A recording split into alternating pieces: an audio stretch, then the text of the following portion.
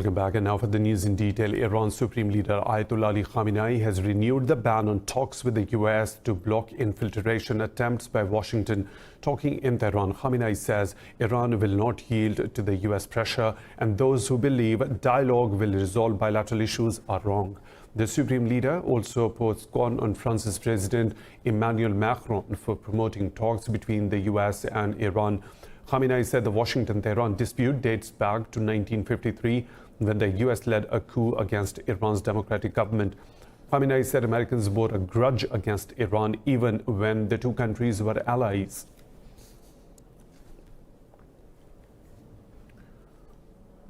Israel's prime ministerial candidate Benny Gantz has threatened to destroy Hamas headquarters if it doesn't stop firing rockets from Gaza. Speaking at a rally, Gantz said he will restore a policy of deterrence against Hamas leaders, marking the 24th anniversary of the assassination of Prime Minister Yitzhak Rabin. Gantz said that he won't let hate win. Tens of thousands of Israelis gathered at the square where Rabin was murdered in 1995 by an ultra-nationalist Israeli Jew. Rabin was killed for holding peace talks with the Palestinians. Numerous rounds of peace talks have failed to secure an independent Palestinian state, with the last round collapsing in 2014. In Afghanistan, at least 10 security personnel have been killed in clashes with the Taliban in the northeastern Badakhshan province. Taliban spokesman Zabihullah Mujahid says 15 others have been wounded. Government officials say heavy fighting is still ongoing after the Taliban attacked the Nusai district early yesterday. They say the district may fall into the Taliban's hands if reinforcements are not sent by the Kabul administration. Turkey says it will send captured ISIS members back to their home countries. Talking to media, Interior Minister Süleyman Soylu accused the EU of letting Turkey deal with ISIS prisoners by itself. He said Europe's attitude is irresponsible and not acceptable to Ankara. Soylu said the Netherlands and Britain stripped some ISIS members of their nationality to prevent Ankara from sending them back. Pakistan has rejected new political maps of New Delhi showing occupied Jammu and Kashmir as part of India. The map issued by Prime Minister Narendra Modi's government also shows Gilgit-Baltistan and Azad Kashmir as part of the country. Pakistan's Foreign Office said these maps are incorrect, legally untenable, and in complete violation of the UN Security Council resolutions.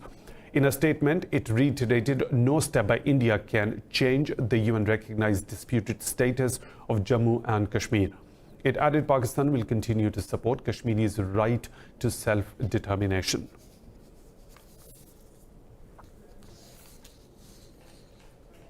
Extending its clampdown in occupied Kashmir, India has placed 450 prominent Kashmiris on its no-fly list. Indian media reports that the exclusion list includes politicians, journalists, lawyers and rights activists from the occupied valley. It said Indian authorities have been surveilling the personal activities of these Kashmiri influencers since the annexation of the valley on 5th of August.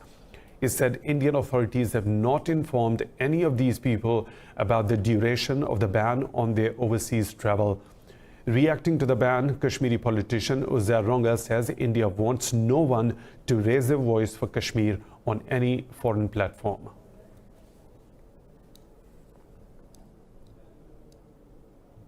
Pakistan's Prime Minister Imran Khan says the Kartarpur corridor has been completed and is ready to welcome Sikh pilgrims. Over 1,000 Indian Sikh pilgrims have already arrived in Pakistan to celebrate the 550th birth anniversary of Sikhism founder Baba Guru Nanak. PM Khan said completing the project in time for the birth anniversary celebrations of Baba Guru Nanak is a huge achievement. The Prime Minister has already waived a processing fee for pilgrims using the Kartarpur corridor on its opening day and on Guru Nanak's birthday. Khan will formally inaugurate the Kartarpur corridor on 9th of November.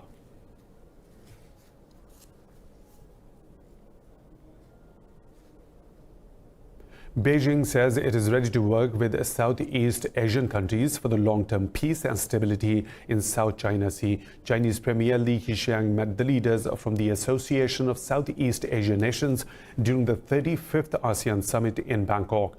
Li said progress on a long-awaited South China Sea Code of Conduct is due for completion within 3 years. He said China is confident about the developing relations with ASEAN nations. China's maritime claims in the South China Sea have been rejected by several ASEAN members that have competing claims in the busy waterway. ASEAN is struggling to formulate a legally binding code of conduct.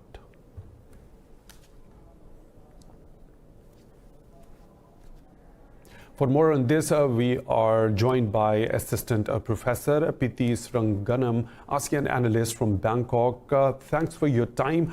Mr. Sranganam, China's Premier Li Keqiang has said there has been progress in talks with ASEAN on a code of conduct for the South China Sea.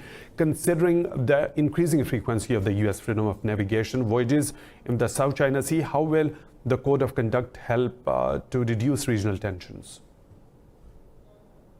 I think the intentions of ASEAN to push forward the code of conduct is because we designed the code of conduct to be concordances with the UNCLOS, United Nations Conference on the Law of the Sea 1982. And of course, for the past couple of years, there's a lot of struggle to sign and implement this COC. But lately, as you see, when Thailand chaired the ASEAN Summit and ASEAN China Summit, we see a lot of good signal. For example, from the very start point of this year, we see the strategic conversations between Thailand and China, and they seem to be very happy with this recent development in the COC. And lastly, we saw the news article released by Chinese Embassy in Thailand, and this article wrote by Li Keqiang, Premier Li Keqiang, and distributed to some of the Thai newspaper in Thailand. And this article said this COC will be concluded by the year 2021. And we see another good sign from ASEAN Summit meeting, right? Because right now we have a COC without any binding in order to protect the environmental issues in South China Sea. Hence, this is the very good starting point that ASEAN and China at least accomplish some of the agreements. And of course, since we designed these agreements to be concordant with the UNCLOS, we expect a very good signal of freedom, safe, and environmental protection navigations in South China Sea. Yesterday, Malaysia's Prime Minister Mahathir Mohamad spoke about the negative impact of the trade war between China and the US on economic growth around the world. Considering that ASEAN is the world's fastest growing regional economy, how deep has the effect of the trade war been? I think the effect of trade war seems to be different from country to countries. For example, in case of Thailand, in case of Malaysia, our export dropped a lot. Our GDP growth rate dropped some.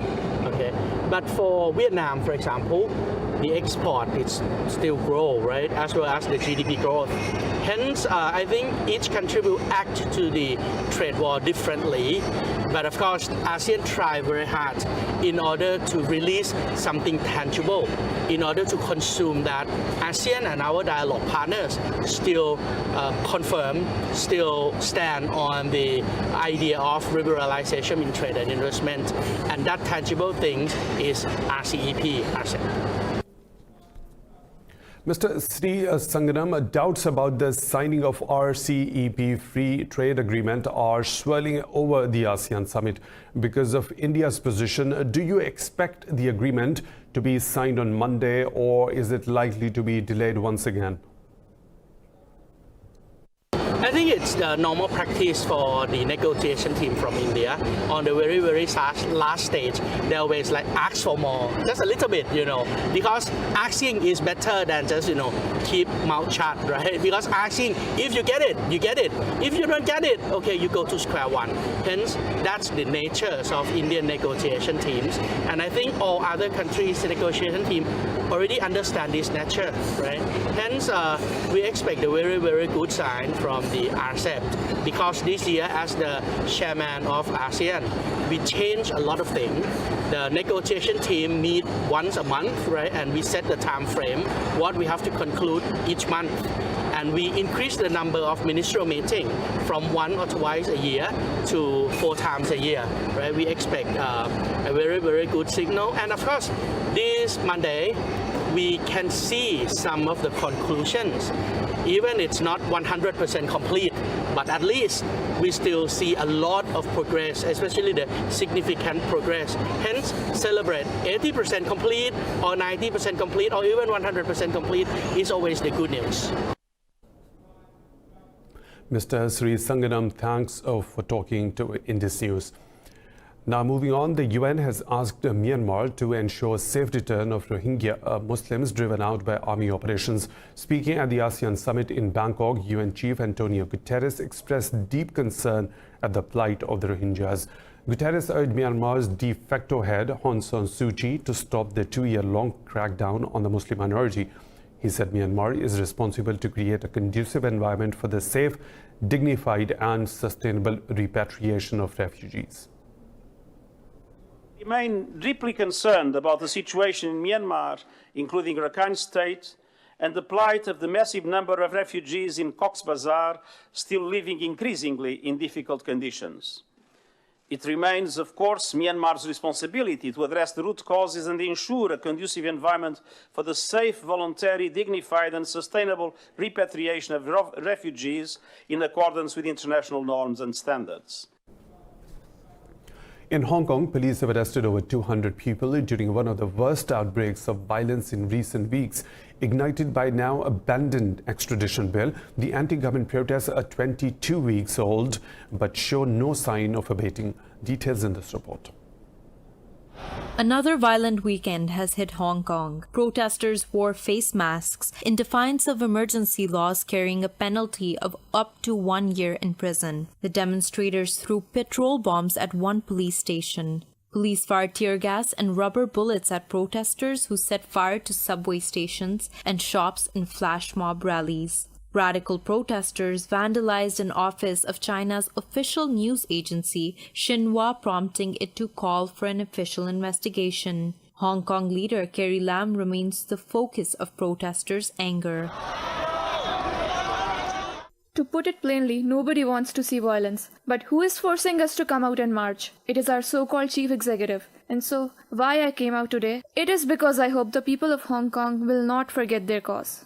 Meanwhile, Hong Kong's business community has expressed firm support to China at the Fujian Hong Kong Belt and Road Forum on Saturday. They have vowed to uphold the principle of one country, two systems and to promote peaceful national reunification.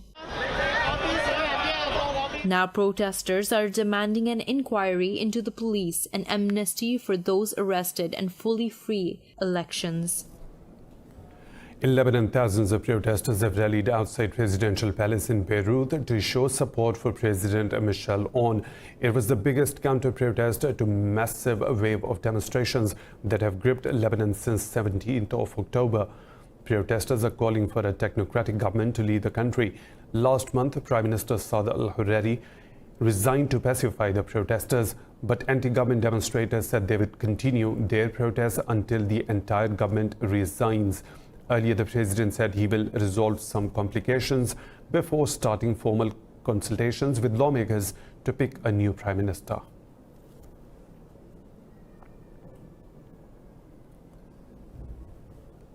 In Iraq, thousands of protesters, including students, have blocked main thoroughfares, restricting traffic on the first day of the work week. Officials say over 120 demonstrators were wounded after Iraqi forces tried to disperse protesters in Basra.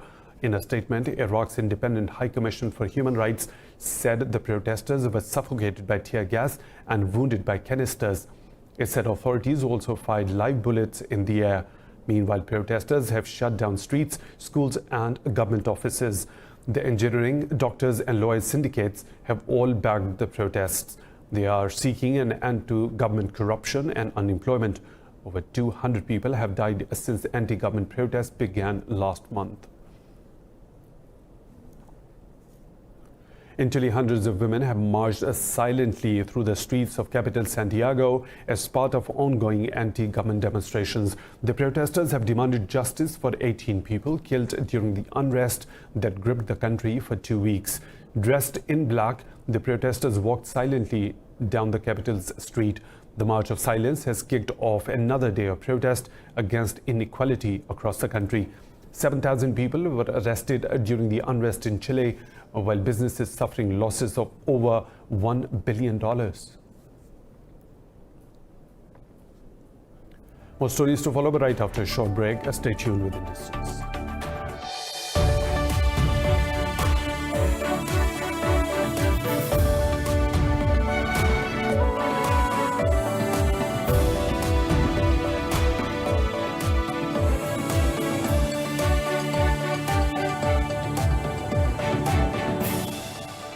Welcome back. First Minister of Scotland Nicola Sturgeon says independence is within touching distance.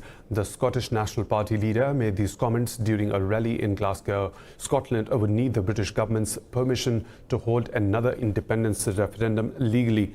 The SNP wants to transfer powers to Scotland's devolved parliament, where Sturgeon sits. The First Minister urged voters to use the upcoming 12th December election to send a message to Westminster. Here for one simple purpose, and that purpose is to demand the right to choose a better future for our country. Britain's Prime Minister Boris Johnson has rejected calls to drop his Brexit deal and embrace a clean break from the EU. The move sparked an angry backlash from Brexit party leader Nigel Farage. The British Prime Minister says he could put his deal through the Parliament after any election win. He has abandoned the threat of a no-deal Brexit in his Conservative Party's manifesto for the 12th of December election. Johnson had previously pledged to take Britain out of the EU with or without a deal by October the 31st, but lawmakers voted to force him to seek an extension until 31st of January. Meanwhile, opposition leader Jeremy Corbyn says a no-deal Brexit would play straight into the arms of US President Donald Trump. In Algeria, the Election Monitoring Authority has approved 5 candidates to run for the presidential elections on 12th of December.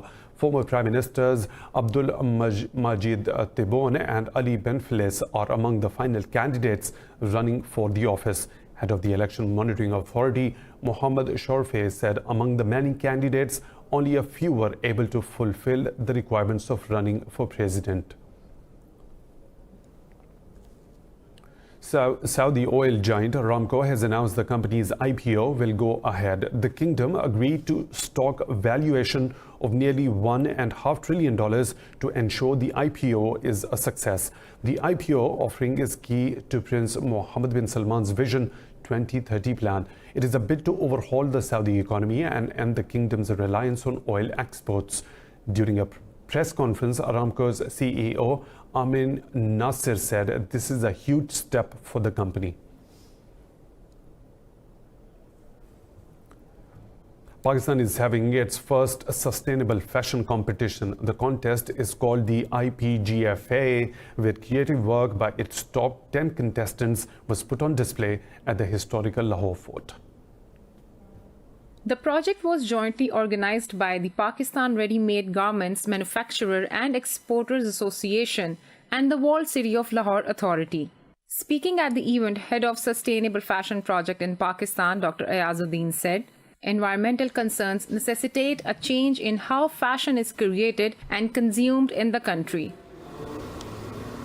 To reduce the carbon footprint, there is a concern that textile and fashion industry has a role in it. So they have to see in total supply chain, like from designer to the manufacturer, we have to educate them. The competition's 10 top finalists also spoke on environmental issues and showed off their own alternative and climate-friendly practices. They included recycling, reuse, upcycling, and minimizing waste. Now the basic fashion is totally changed. From this kind of product, we can enhance our export industry, because in Europe, in America, the people, they want to buy sustainable product. The finalists will present their creations at the festive fashion dinner at the 35th Fashion Convention in Lahore on the 12th of November. Well, so trends begin to become long-term sustainable. So you have to have a trend, you have to have fashion, you have to have interest, you have to have a product that is recyclable, and you have to move it into the marketplace. I think anything that we could do to help the globe and being eco-friendly, I think it's a wonderful thing, and I think it's the way to the future.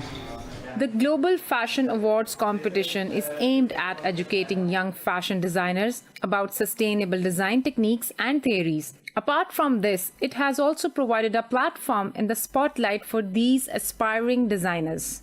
Sustainable fashion is the need of the hour, but the real question is whether the public or the local fashion designers are ready to embrace these new trends. Kiran Bhatt, Indus News, Lahore. El Salvador has expelled the diplomatic corps of Venezuela's President Nicolas Maduro. In a tweet, President Nayib Bukele said El Salvador will support Juan Guaido in Venezuela until free and constitutional elections are held. Bukele has given Maduro's officials 2 days to leave, while inviting Guaido to send his envoys. Citing UN Human Rights Commission reports, Bukele also accused Maduro of systematically violating citizens' rights. The U.S. ambassador to El Salvador, Ronald Johnson, has welcomed the development. He said El Salvador and 50 other nations are supporting the Venezuelan people in this crisis. Guaido deemed Maduro's presidency illegitimate in January this year, accusing him of electoral fraud.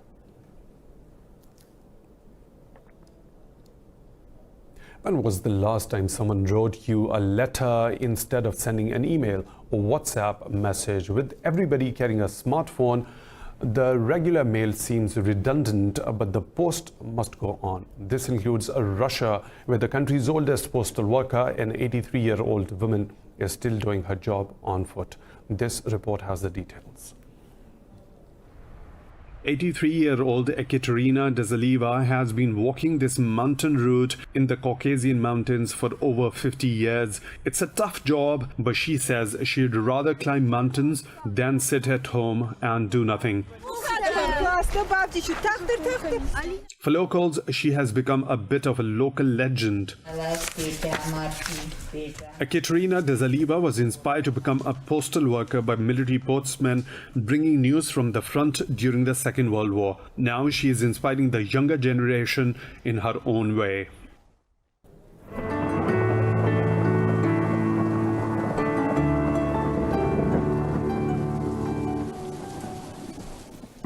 And now the weather situation from around the globe.